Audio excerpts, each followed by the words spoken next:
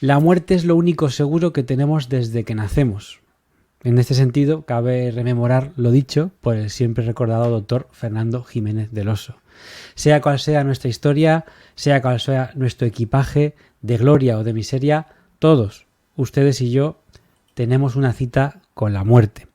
Pues bien, la obra de la que vamos a hablar a continuación se mete de lleno en justo el después. ¿La muerte es el final de nuestra existencia o por el contrario, solo una puerta a través de la cual se continúa?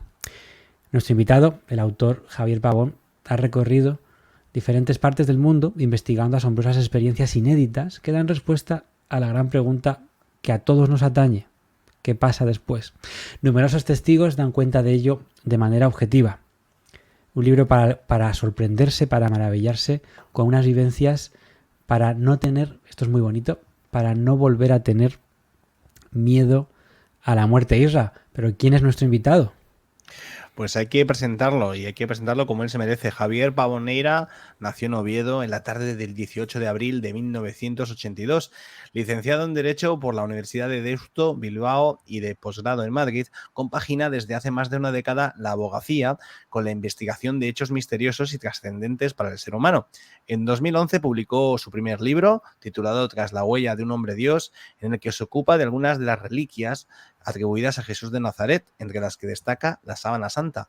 En 2018 publicó su segunda obra, titulada Ovnis en España, 50 avistamientos y encuentros con tripulantes inéditos, aportando nueva y sorprendente casuística sobre los no identificados. Y hoy nos viene aquí pues, a presentar Sigo Vivo, nuevas evidencias de vida después de la muerte. Es un buen amigo de nuestro programa, así que es un placer darle la bienvenida a este libro, por cierto, con la editorial Guante Blanco. Javier Pavón, ¿qué tal? Hola, buenas noches. ¿Qué tal, Álvaro, Israel? ¿Cómo estáis? Muy buenas, pues encantado de tenerte ahí. Y bueno, a mí me ha gustado mucho en la sinopsis, en la parte en la que podemos leer un poco sobre qué va este estudio, ¿no? Dices que cuando alguien se lea este libro no volverá a tener miedo a la muerte. Así es. Yo creo que los casos son lo suficientemente expresivos, contundentes, sólidos, como para cambiar la percepción si alguien tiene miedo ante ella, porque evidencian uno detrás de otro que efectivamente hay más de lo que parece, que seguimos vivos, porque de lo contrario nos explicarían todos estos sucesos ante testigos que eran conocedores o no de la muerte, de la presencia que ha tenido ante ellos. Y bueno, pues recogiéndolos uno detrás de otro, como digo, pues por lo menos la conclusión a la que yo llego es que no hay que temer a la muerte y que hay que verla con optimismo, con esperanza. Pues sí, así es, y así nos lo desvela la casuística, ¿no? ¿Por qué has tirado por este lugar después de las publicaciones que hemos citado? No te gustan los temas pequeños, ¿eh? Investigando a Jesús de Nazaret y sobre todo también la Sábana Santa, ovnis en España, un camino en el que se puede ver, y yo lo veo pero con mucho cariño, pues digamos, bueno, pues que para ti un referente es JJ Benítez seguramente, ¿no? Y para nosotros también de alguna manera.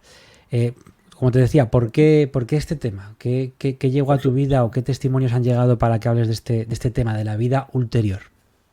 Pues mira, son las grandes preguntas que el ser humano tiene prácticamente desde siempre, ¿no? Es decir, si trasciende o no a la muerte, si todo es pura materia, como la entendemos, y ahí se termina todo con la extinción de la vida. Efectivamente, el tema OVNI, bueno, pues también es una gran pregunta, ¿no? Si estamos solos, qué papel jugamos en toda la creación, en toda la existencia, si somos los únicos, si nos acompañan más seres, más inteligencias, más civilizaciones. Y bueno, pues son las grandes preguntas y yo lo que he buscado es eso, el buscar respuestas, hacer más preguntas todavía, por supuesto encontrar y difundir casos inéditos para que sea algo novedoso y bueno, pues sumar, que es algo que he venido desde que empecé a sumar. Yo tengo una pregunta porque sabiendo que vienes desde la abogacía, que es algo que es un terreno en el cual pues nos movemos sobre los hechos, ¿cuánto de abogado tienes en este libro? Es decir, y me explico bien, quiero decir, ¿cuánto de persona que mira a los ojos al otro y cuánto de persona que intenta esclarecer la verdad tienes en este libro?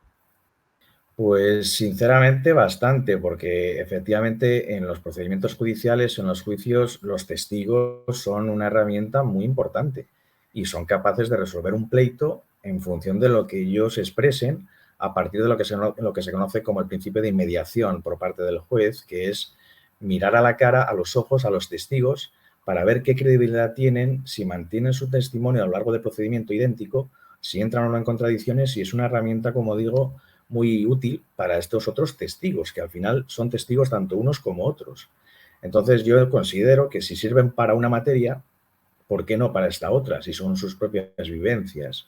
Con lo cual, efectivamente, hay mucho de abogado, mucho de investigación y mucho de mirar a la cara a los testigos, escucharles una y otra vez, hacer las averiguaciones que se puedan, siempre que se puedan. Y efectivamente, bueno, pues hay un compendio o una mezcla entre esas dos tareas, la de abogado y la de investigador, que por supuesto son compatibles entre sí, claro. Pues vamos a meternos ya de lleno en algunos casos y en algunas anécdotas que rodean a este libro. Recordamos, Sigo vivo, nuevas evidencias de una vida después de la muerte. Javier, son casos que has podido investigar tú mismo. ¿Cuál es el caso más lejano, más complicado? En fin, el que te ha dado quizá más quebraderos de cabeza, más que pensar, o simplemente ha sido difícil establecer la comunicación con el testigo. Pues la verdad es que, bueno, cuesta evidentemente encontrar personas que se abran ante ti, sobre todo si no te conocen previamente.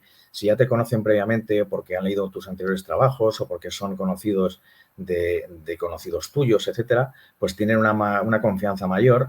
Pero si no, pues evidentemente tienes que ganarte su confianza, saber esa persona que te está contando su experiencia, bueno, pues que eres alguien digno de que le escuche o de compartirla con él.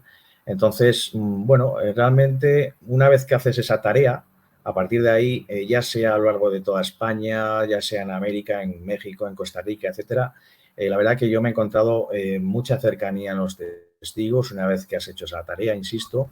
Y bueno, pues no he tenido ningún problema en abarcar sus casos, sus experiencias. Algunas eran más sencillas en cuanto a hacer averiguaciones, otras más complejas. Pero la verdad que el trabajo, una vez que estás metido en ello, ha ido bastante rodado. No he tenido excesivas dificultades a la hora de llegar hasta el final, por así decirlo, ¿no? Bueno, pues vamos con... A mí hay un caso que me ha llamado mucho la atención y aunque sea contarlo casi en titulares, Javier, y es porque ¿cómo podemos describir lo imposible, ¿no? O lo aparentemente imposible?